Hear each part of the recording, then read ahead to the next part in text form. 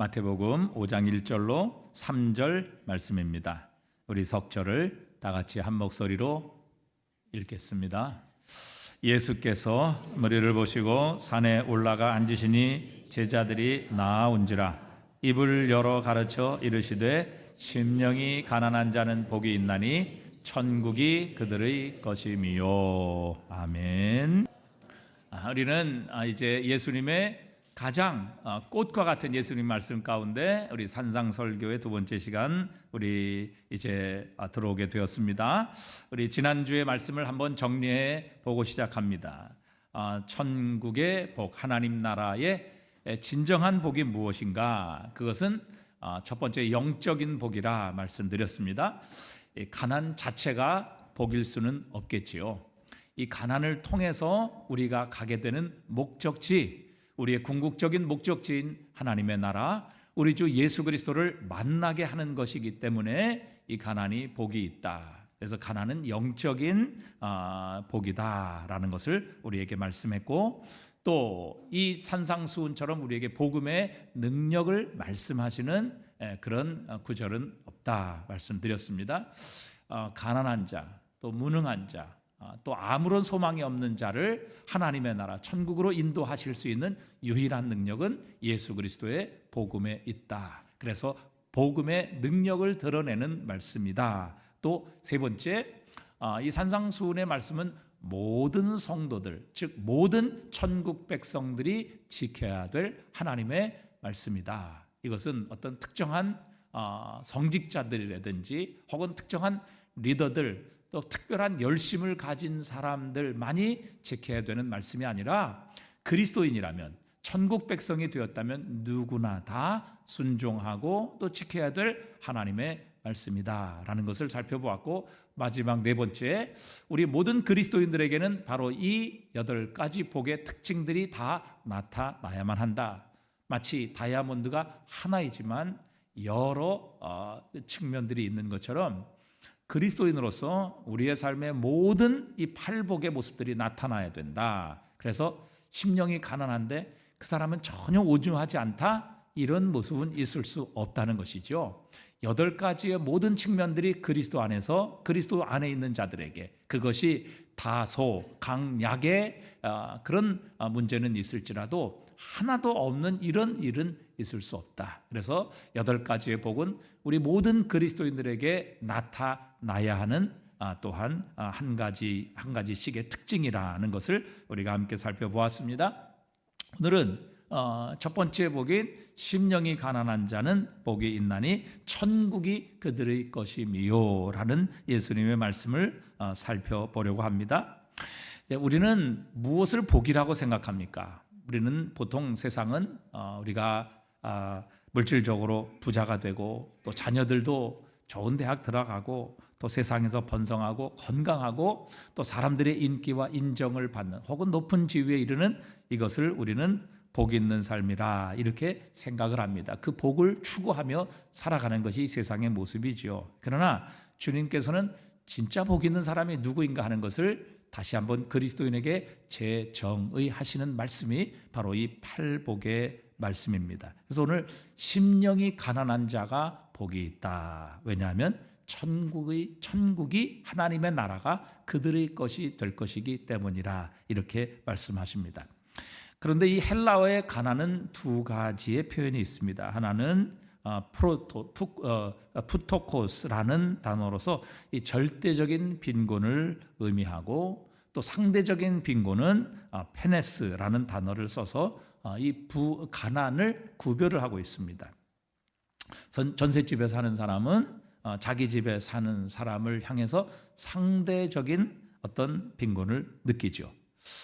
돈이 부족해서 돼지고기를 사 먹는 사람은 한우 소고기 2+를 먹는 사람이 옆에 있을 때에 상대적인 빈곤감을 느낍니다. 먹고 살 수는 있지만 그러나 다른 사람보다는 풍족하지 않다는 의미에서 상대적인 가난을 느낍니다. 이것을 가난, 페네스라고 헬라에서는 쓰고 있습니다. 그런데 본문에서는 심령이 가난한 자, 가난이라고 번역된 헬라어 푸토코스는 절대적인 빈곤을 의미하는 것입니다. 이 푸토코스는 남의 도움을 받지 않으면 살 수 없는 상태, 절대 가난을 의미하는 것이 오늘 본문의 가난의 의미입니다. 제가 중학교 다닐 때에 저희 아버지께서 이제 부도가 나서 저희 집이 은행으로 넘어가게 되었습니다. 어느 날 학교에서 돌아왔는데 보니까 어디서 많이 보던 세간살이, 짐, 또 뭐 장롱 이런 것들이 다 밖에 길거리에 나와서 한 그 공터에 그런 것들이 다 이제 모여 있더라고요. 굉장히 익숙했는데 나중에 보니까 그게 다 저희 집 물건이었습니다. 그래서 저희 집 물건이 다 이제 밖으로 나와 있었고, 또 이제 저희 부모님과 또 아이 동생들도 다 이제 길거리에 나와 있었죠. 그리고 집의 문은 아주 굳건히 잠겨 있었습니다. 집에 들어갈 수가 없었죠. 하루아침에 집에서 쫓겨나게 된 겁니다. 지금은 인권이다 뭐다 이렇게 해서 빚이 있다고 해서 그 사람을 그 집에서 막무가내로 쫓아내지 못하는 것 같은데, 그때는 빚을 갚지 못하니까 은행에서 이제 법원의 허락을 받아서 집행관을 보내서 집안 살림, 또 어머니 동생들 모두 하루아침에 집에서 쫓겨나게 되었습니다. 정말 학교 갔다 왔는데 모든 짐이 길바닥에 나와 있고, 또 집에 들어가지 못하는, 쫓겨나게 되는. 그래서 정말 그때 누군가 저희를 도와주지 않았다면 저희들은 밤에 이슬을 맞고 길거리에서 정말 밤을 지새야만 하는 그런 신세가 되었습니다. 그때 저희가 할 수 있는 것이 아무것도 없었습니다. 집으로 돌아갈 수도 없었고, 그렇다고 여관이나 호텔을 얻어서 들어갈 수도 없었습니다. 왜냐하면 돈이 한 푼도 없었기 때문입니다. 심지어 먹을 것도 없어서 누가 도와주지 않으면 길거리에서 굶고 지내만 하는 그런 영락없는 거지의 신세가 하루아침에 된 것이었어요. 절대 빈곤이고 절대 가난이었습니다. 누가 도와주지 않았다면. 근데 마침 그때 저의 형편을 보시고 어떤 목사님 한 분이 자기 집에 방이 3칸이 있었는데 그 조그만 방 1칸을 내어주셨습니다. 그래서 저희가 이불과 또 밥을 해 먹을 수 있는, 그때는 이제 골로라고 있었습니다. 골로. 여러분 그런 거 아시는지 모르시겠는데요. 골로라는 것이 있었는데 이제 석유로 이렇게 불을 붙여서 밥을 해 먹는 거죠. 그 골로하고 그다음에 이불 몇 개를 챙겨서 그 목사님 집 방 1칸으로 들어가서 그 집 안에서, 방 안에서 그 골로에 이제 밥을 해 먹었던 이런 시절이 있었습니다. 우리가 사업을 하다 보면 파산에 이를 때가 있습니다. 이 파산이라는 것은 내가 할 수 있는 것은 아무것도 없다는 것을 의미하는 것이죠.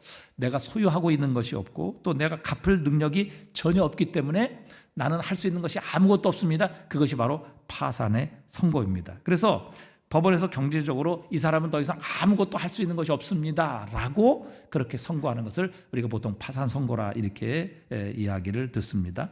근데 여러분, 하나님 앞에서 가난한 영혼이 되는 것, 그것은 바로 우리의 의, 우리의 자격, 우리의 능력으로는 결코 하나님 앞에 의롭다 하심을 얻을 수 없고, 또 천국에 들어갈 수 없으며 하나님의 자녀의 자격을 얻을 수 없고 내가 지은 죄에 대한 어떤 것도 갚을 수 없다는 일종의 영적 파산 선고를 깨닫고 또 그것을 발견하는 것을 가리켜서 바로 심령이 가난한 자라고 부르고 있는 것입니다. 그래서 심령의 가난은 영적 파산을 의미하는 것입니다. 나는 어떤 것도 할 수 없습니다.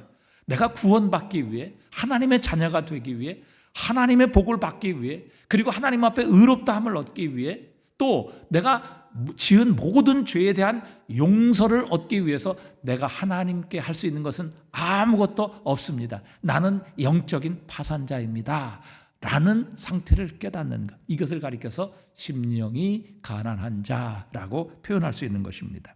누가복음 18장에서 예수님께서 바리새인과 세리의 비유를 하신 것을 여러분 잘 알고 계실 것입니다. 바리새인들은 하나님께 그렇게 기도합니다. 나는 다른 사람들처럼 토색, 불의, 간음하지 아니하고 간음하는 자들과 같지 아니하고 이 세리와도 같지 않음을 감사합니다. 저는 일주일에 2번씩 금식하고 소득의 11조를 드립니다. 이렇게 하나님께 기도합니다. 이게 기도인지 자랑인지 모르겠는데 어쨌든 그 바리새인 그렇게 기도합니다. 그런데 그 곁에 있던 세리는 바리새인 곁에 가지도 못합니다. 그리고 멀리 떨어져 서서 감히 하나님께서 계신 하늘을 향해 눈을 들지도 못하고 가슴을 치며 이렇게 고백합니다. 하나님이여 불쌍히 여기소서 나는 죄인이로소이다. 하나님 불쌍히 여겨주세요. 저는 하나님 앞에 내어놓을 것이 아무것도 없습니다.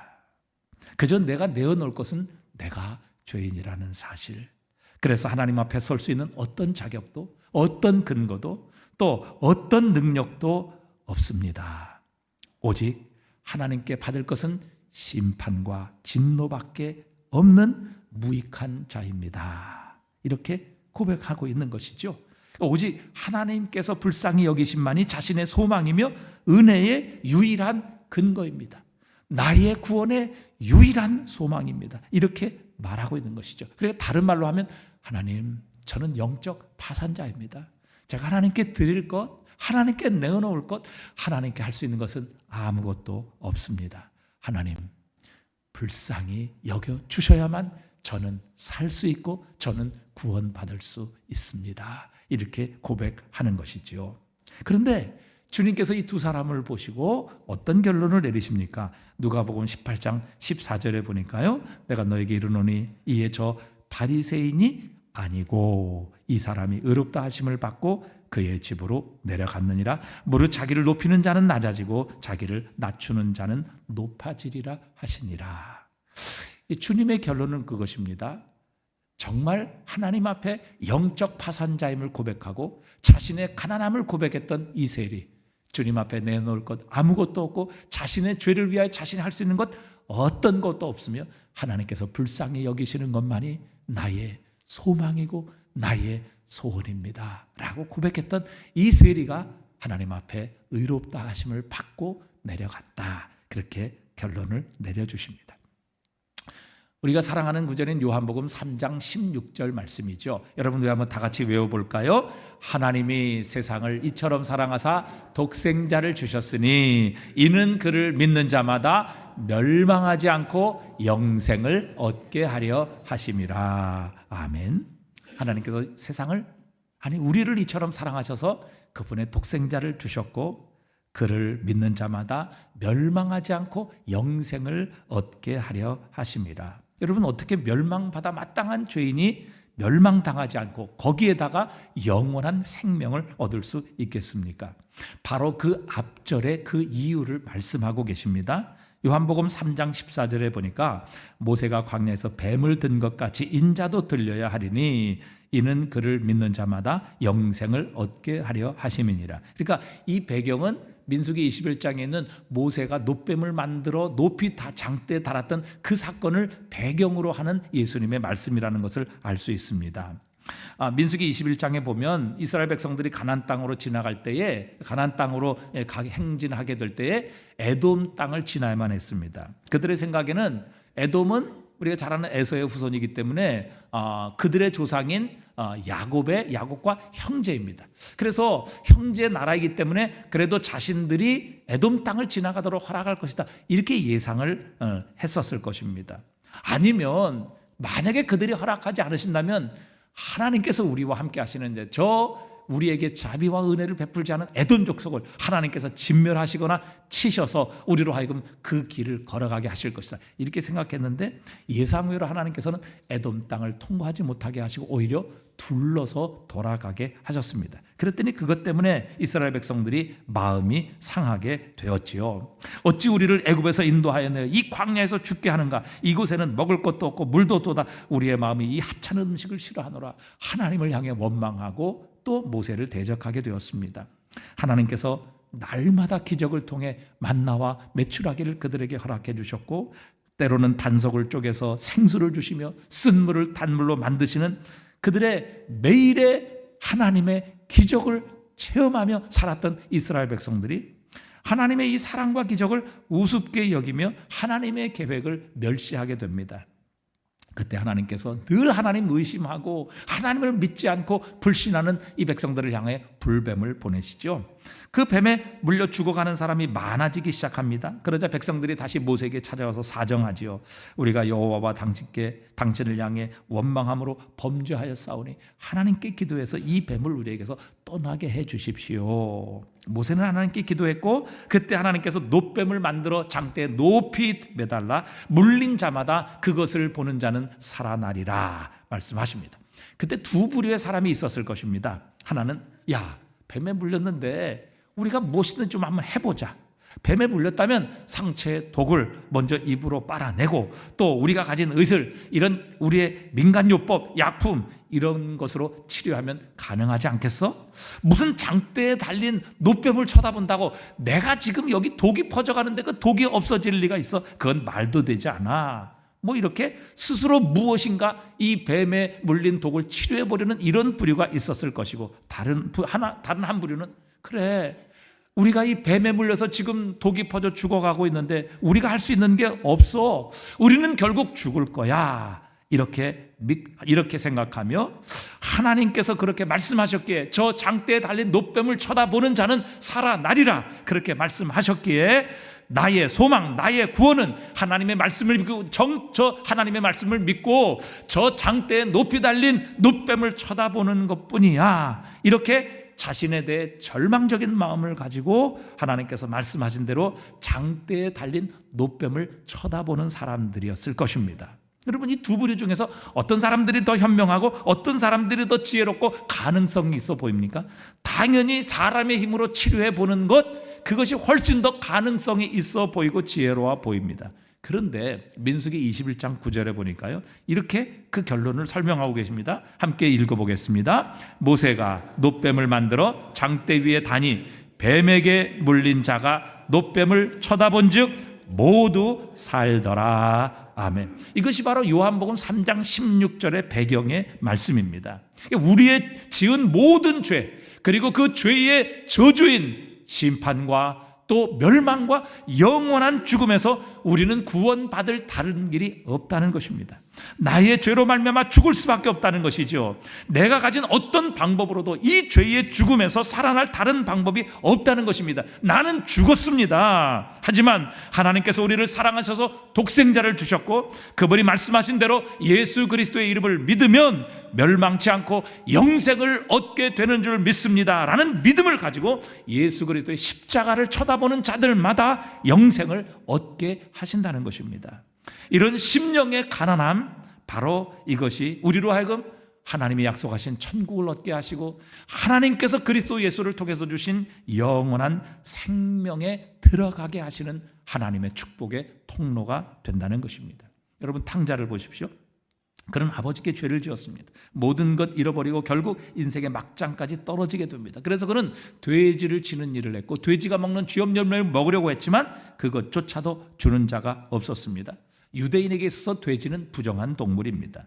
그 부정한 동물을 가까이 하거나 키우는 사람 없죠. 그런데 그 돼지가 먹는 쥐염 열매로도 그 배를 채울 수 없었다, 그 사람에게 주는 사람이 없었다는 것은 얼마나 탕자가 극단적인 처지에 놓여 있는가 하는 것을 강조하는 말씀입니다. 그런데 바로 이 절체절명의 상황에서 탕자에게 떠오른 것이 무엇입니까? 탕자에게 보여진 것이 무엇이냐 하는 것입니다. 그것은 바로 그의 아버지였습니다. 누구도 자신을 도와줄 사람 없습니다. 누구도 자신을 불쌍히 여기는 사람 없습니다. 그러나 이 절체절명의 상황에서도 자신을 도와줄 수 있는 유일한 분, 자신을 받아주실 수 있는 유일한 분이 그에게 떠올랐는데 바로 그것은 그의 아버지였던 것입니다. 자신은 죄인이기에 아버지에게 아들이라 일컬음을 감당하지 못할 것이지만, 그러나 그 아버지는 자신을 품꾼으로라도 써주실 만한 은혜를 가지신 분이시기에 결국 그는 아버지를 떠올리고 아버지를 향해 일어나 걸음을 옮기게 됩니다. 바로 이것이 탕자가 가진 영적 파산의 마음이지요. 자신을 품꾼의 하나 정도로는 써주실 수 있을 것이다. 바로 결국 그는 이 파산자의 마음, 가난한 자의 마음을 가지게 되었고, 결국 이 가난한 마음이 그의 인생을 바꾸게 되고 하나님의 놀라운 풍성함과 은혜를 맛보게 하는 놀라운 축복의 통로가 되었습니다. 결국 그는 아버지의 품으로 돌아가게 되고 그 아버지의 품에서 천국의 기쁨을 회복하지요. 그 이유는 영적 파산자의 마음을 가졌기 때문입니다. 아버지는 그 탕자에게 금가락지를 끼워 그 아들의 지위를 회복시켜 주셨고, 또 살진 송아리를 잡아 그에게 풍성함도 회복시켜 주셨습니다. 결국 아버지 때문에 그는 놀라운 풍성함과 천국을 회복하게 되는 은혜와 축복을 맛보게 된 것입니다. 무엇이? 바로 탕자가 가졌던 절체절명의 마음, 영적 파산자의 마음이 아버지를 떠올리게 만들었고 아버지를 향해 발걸음을 옮기게 만들었던 것입니다. 사울 왕도 죄를 지었고 다윗 왕도 죄를 지었습니다. 어찌 보면 다윗의 죄가 훨씬 더 커 보입니다. 간음을 하고 심지어는 살인까지 했던 그런 범죄자입니다. 그런데 성경을 보면 사울은 버림을 받았고 다윗은 결국 끝까지 하나님의 사랑과 은혜를 받는 존재로 남아있게 됩니다. 왜 그랬을까요? 무엇이 이들을 이렇게 갈랐을까요?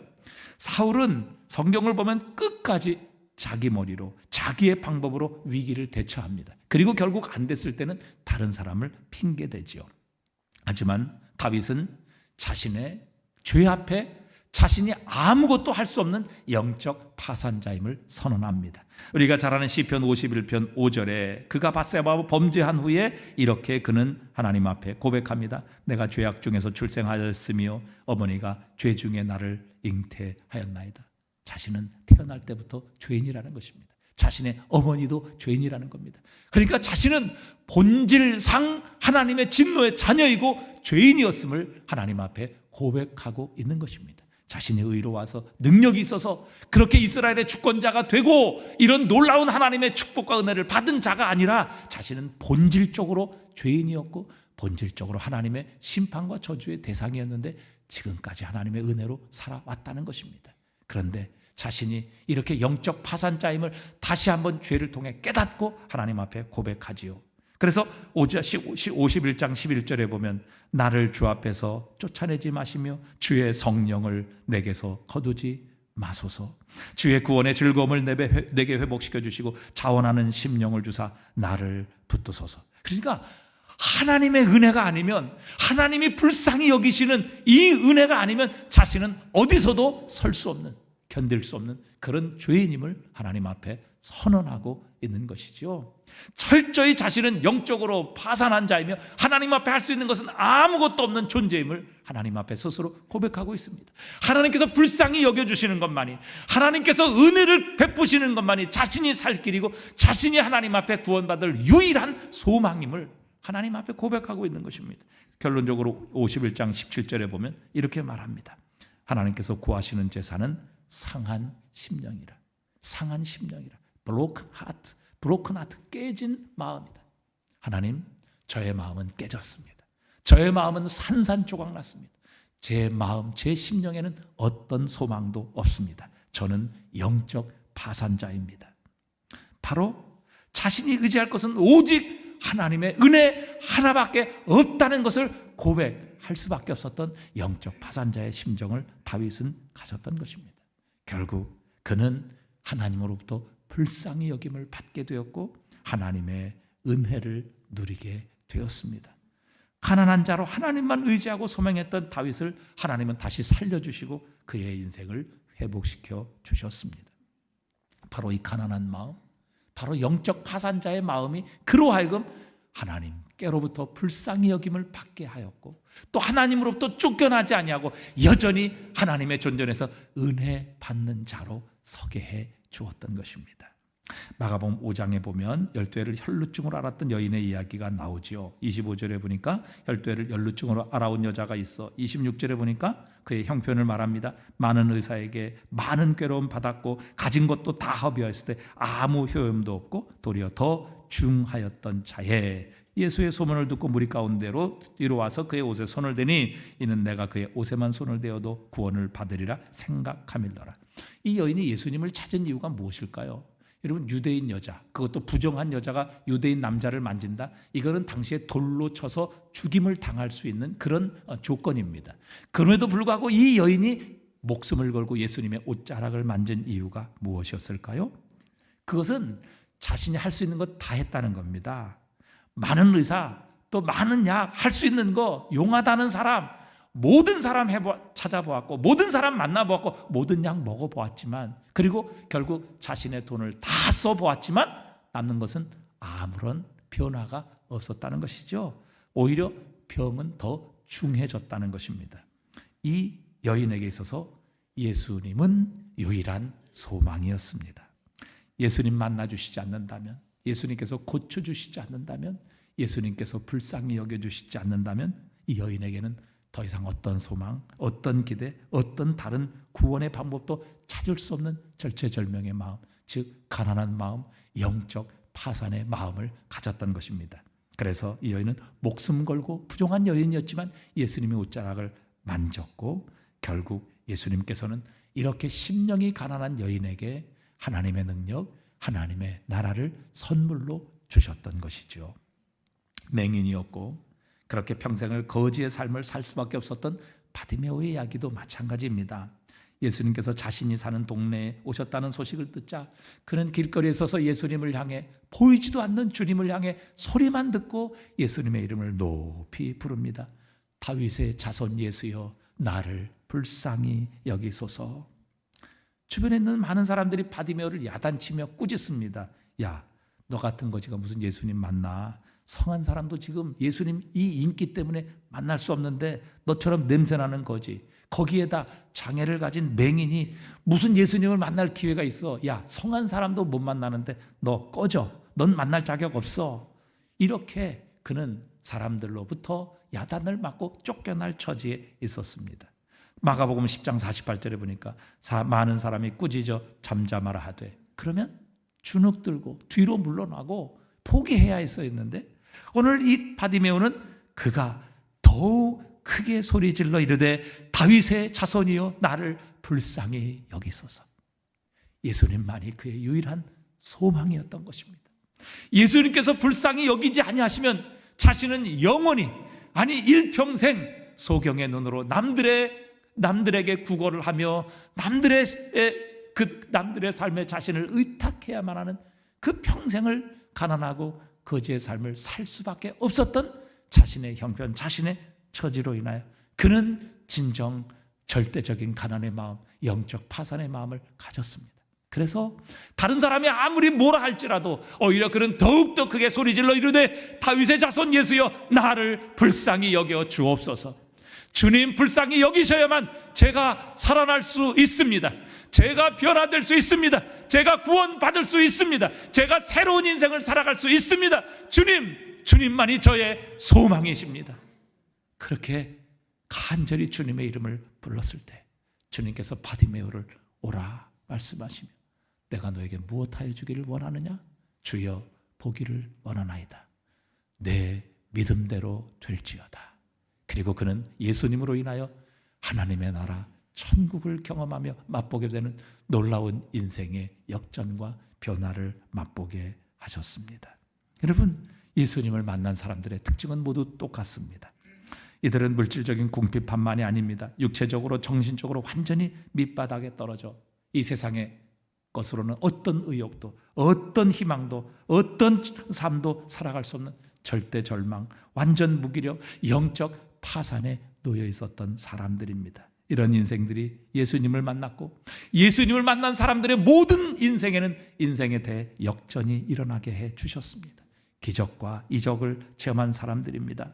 결국 예수님의 이름으로 천국을 얻게 되었습니다. 이제 일제강점기에 우리 월남 이상재 선생의 이야기로 말씀을 마치려고 합니다. 우리 일제강점기의 조선의 자존심이라고 하고 이 한국 기독교의 양심으로 존재했던, 그리고 이 땅의 젊은이들과 이 땅의 변화와 개혁을 위해 자신의 생명을 바쳤던 월남 이상재 선생.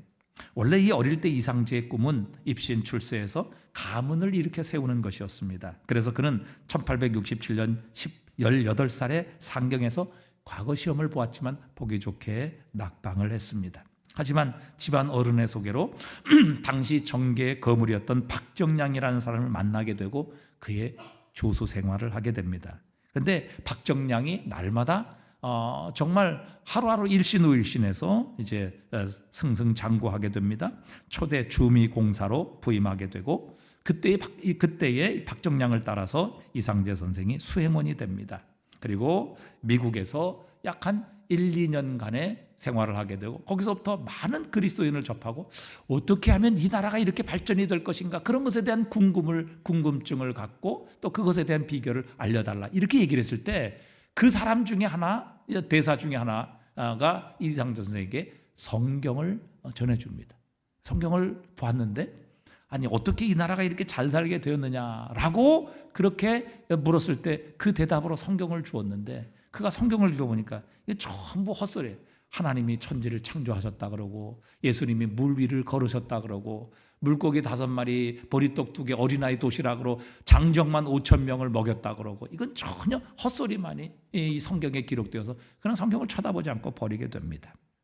그리고 1895년 이 박정량이 총리 대신이 되자 그는 이 박정량을 배경으로 해서 승무원, 승정원, 부승지, 법무참사관 그리고 아간 파천 때는 내각 총서 오늘로 치면 대통령 비서실장 이 정도 황제를 아주 가까운 거리에서 보필하는 그런 최고의 권력과 지위에 오르게 됩니다. 그런데 그가 갑신 정변 후에 서재필과 윤치호와 함께 독립협회를 조직하고 이 정치개혁을 추구하게 되자 이 고종이 굉장히 자신의 자리에 위협을 느끼게 되고 보수파와 함께 합세해서 결국 이 독립협회를 해산시키고 이상재와 또 여러 남궁옥 같은 이 독립운동가들을 체포하고 독립협회를 해산시켜버립니다. 결국 보수파에 의해서 밀려나게 되고 그는 음모를 꾸몄다는 모함을 받아서 아들과 함께 투옥되기에 이르게 됩니다. 그의 나이 53이었습니다. 정말 지금까지 초고속 아주 승승장구를 했던 지금까지의 인생과는 달리 불과 3년 만에 급전직하, 벼슬도 잃고 거기에다가 누명도 쓴 채 이제는 감옥에 갇히는 신세가 되었습니다. 이상재 선생은 정말 절망적인 상황에 그리고 그의 마음도 그런 절망에 처하게 되었습니다. 한성 감옥에는 이상재의 일행보다 먼저 잡혀온 이승만 또 배재학 등의 교장이었고 민족 계몽을 일으켰던 크리스찬인 신웅우 이런 당시에 쟁쟁한 사람들이 이미 한성 감옥에 다 잡혀와 있었습니다. 정치범들이 이 절망의 투옥을 하던 한성 감옥 안에 이렇게 살고 있었는데 이 한성 감옥 안에 작은 변화가 생기기 시작했습니다. 무엇인가 하면 그 한성 감옥 안에 옥중 도서실이 생긴 겁니다. 당시에 게일, 언더우드, 아펜셀러, 헐버트 같은 이 선교사들이 기독 서적을 그 감옥 안에 넣어준 것입니다. 이렇게 해서 정치범들은 선교사들이 넣어준 기독교 서적을 읽기 시작합니다. 처음에 이상재는 그건 너무 말도 안 되고 허황되고 자신은 유교를 섬기는 사람이었기 때문에 기독교 서적을 읽지 않았습니다. 주로 이제 근데 읽을 게 없으니까 서양 철학, 정치, 경제, 역사 이런 책을 읽다가 보니까 결국 그 모든 서양의 역사와 철학, 정치 이 배경에는 기독교 역사와 정신이 깔려 있다는 것을 발견하게 되고 결국 성경과 기독교 서적을 빌려 읽기 시작합니다. 믿으려는 생각보다는 도대체 기독교가 어떤 종교이기에 이렇게 사람을 바꾸고 나라를 변화시키는 이런 일에 밑거름 원동력이 되었을까 이런 심정으로 성경을 읽었습니다. 1902년부터 6개월 동안 신약만 3번 빌려 통독을 합니다. 그런데 성경을 통독하던 어느 날 꿈속에 천사가 나타납니다. 그리고 그 천사로부터 호통을 듣는 환상을 체험하게 됩니다. 주님께서 2번씩이나 너에게 성경을 주어 믿을 수 있는 기회를 주었건만 너는 거절했느니라. 이제 믿을 수 있는 마지막 기회를 주노니 지금이라도 내가 잘못을 회개하지 않는다면 전보다 더 큰 죄가 될 것이다.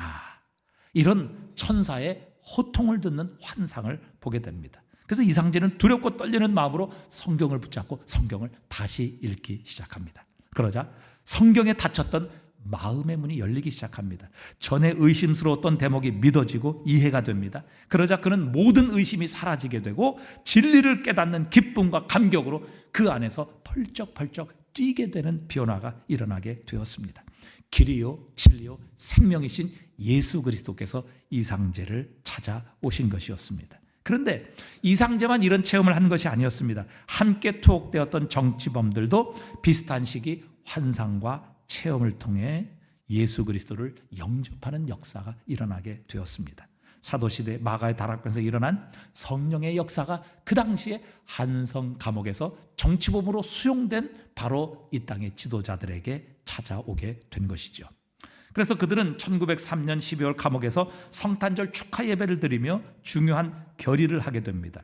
그들은 자신이 이렇게 낮아져서 감옥에 들어오지 않았던 늘 예수 그리스도로 말미암아 이 기쁨과 행복의 하나님의 나라를 만나지 못했을 것이라.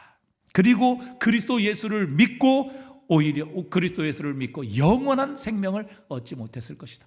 자신은 결코 그리스도 예수로 말미암아 이 천국의 삶, 이 하나님이 주시는 진정한 행복과 기쁨을 맛볼 수 없었을 것이다. 이렇게 생각하고 오히려 지금까지 자신이 원망하고 나가기만 하면 복수하겠다고 여겼던, 자신을 감옥에 넣었던 이근택을 찾아가 오히려 감사의 뜻을 표하기로 결의까지 하게 됩니다. 말 그대로 지옥이 천국으로 바뀌는 역사가 일어났습니다. 그동안 그의 마음속에는 절망과 불안, 증오와 복수심에 불타서 편한 날이 하루도 없었던 그들의 마음에 그리스도 예수로 말미암아 기쁨이 넘쳐오르기 시작했습니다. 평강이 그의 삶을 주장하기 시작했습니다. 감사가 넘쳤습니다. 바로 심령의 가난함이 그들을 예수 그리스도로 말미암아 천국으로 인도하게 되는 이 놀라운 변화의 역사가 한성 감옥에서 일어나게 되었습니다.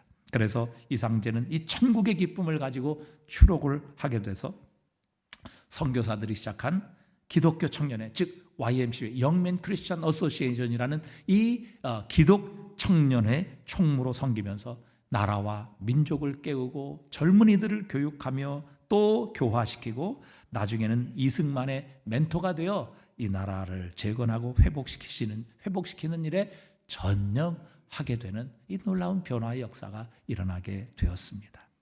누가복음 4장 18절에서 예수님의 사역을 이렇게 묘사하고 있습니다. 우리 한번 다 같이 읽어보겠습니다. 주의 성령이 내게 임하셨으니 이는 가난한 자에게 복음을 전하게 하시려고 내게 기름을 부으시고 나를 보내사 포로된 자에게 자유를, 눈먼 자에게 다시 보게 함을 전파하며 눌린 자를 자유롭게 하고 주의 은혜를 전파하게 하려 하심이라 하였더라. 이에 예수께서 그들에게 말씀하시되 이 글이 오늘 너희 귀에 응하였느니라, 이렇게 말씀하십니다.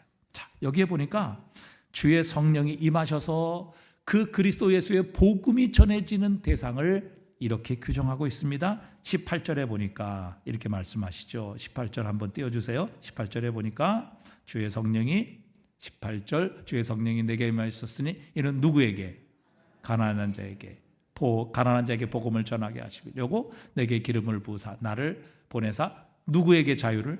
포로된 자에게. 누구에게 다시 보게 함을? 눈먼 자에게 다시 보게 함을. 또 눌린 자를 자유롭게 하고.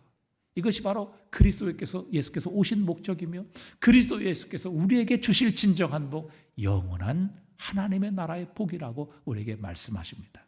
심령이 가난한 자, 죄의 포로되었음을 깨닫고 이 포로에서 내가 자유를 얻을 수 있는 길은 세상에 없다는 바로 이 영적 파산의 마음을 가진 자, 그리고 죄에 눌린 자, 그리고 나는 영적으로 소경이기에 결코 하나님을 발견하고 하나님의 나라를 발견할 수 없다는 소경이라고 깨닫는 자, 그래서 예수 그리스도만이 나의 눈을 뜨게 하시고 그 눈을 뜨게 될 때 우리 하나님과 하나님의 나라를 볼 수 있는 영적인 눈을 갖게 될 수 있다는 이 영적인 가난함을 가진 자가 결국 살아계신 예수 그리스도를 만나게 될 것이고 그분으로 인하여 천국의 주인이 되어지는 이 축복을 누리게 될 것이라 약속하고 계십니다. 여러분, 오늘 저와 여러분은 무엇으로 우리의 심령이 채워져 있습니까? 무엇으로 인하여 풍성함과 부요함을 느끼십니까? 혹시 나는 스스로 부자다, 나는 부족한 것이 없다, 이렇게 생각하며 살아가고 계시지는 않습니까? 그렇다면 예수님을 만날 우리의 마음의 자리는 없게 되는 것입니다. 오늘 주님은 진정 복 있는 자가 누구인가 말씀하시죠. 심령이 가난한 자가 복이 있다. 왜? 그들이 결국 예수님을 부르게 될 것이며 예수님을 만나게 될 것이며 그 그리스도 예수로 말미암아 하나님의 나라 천국을 얻을 것이기 때문이다. 그렇게 말씀하십니다.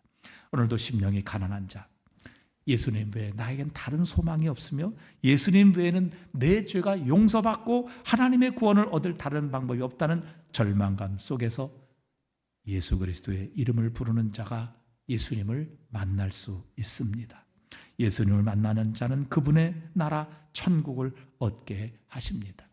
그래서 바울의 고백처럼 그가 감옥에 있었지만 그가 어떤 것도 부족함을 느끼지 못하며 밖에 있는 빌립보 교인들을 향해 이렇게 고백을 했죠. 우리 한번 다 같이 읽어보겠습니다. 빌립보서 4장 11절입니다. 빌립보서 4장 11절 다 같이 읽어봅니다. 내가 궁핍함으로 말하는 것이 아니니라 어떠한 형편에든지 나는 자족하기를 배웠노니 나는 비천에 처할 줄도 알고 풍부에 처할 줄도 알아 모든 일 곧 배부름과 배고픔과 풍부와 궁핍에 있어 모든 일에 배부름과 배고픔과 풍부와 궁핍에 처할 줄도 아는 일체의 비결을 배웠노라.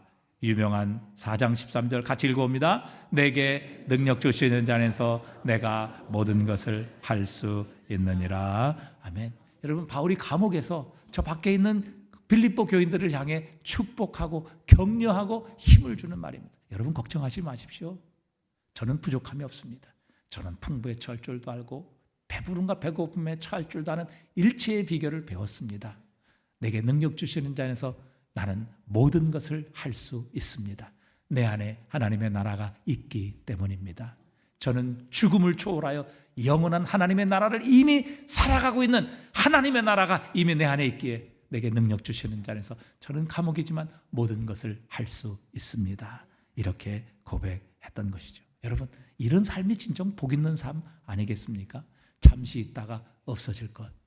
그것으로 인하여 우리의 마음에 고통과 짓눌림과 슬픔과 절망 어떤 영향도 줄 수 없는 이 세상의 물질과 부귀로 인하여 기뻐하고 즐거워하며 그것을 추구하는 삶이 아니라 내 안에 임한 하나님의 나라로 인하여 내 환경 조건은 어떠하든지 내 안에 임한 하나님의 나라로 인하여 기뻐하며 즐거워하며 부족함이 없는 삶을 누리는 이 복이야말로 예수님 말씀하신 진정한 복이라는 것을 우리에게 말씀하고 계십니다.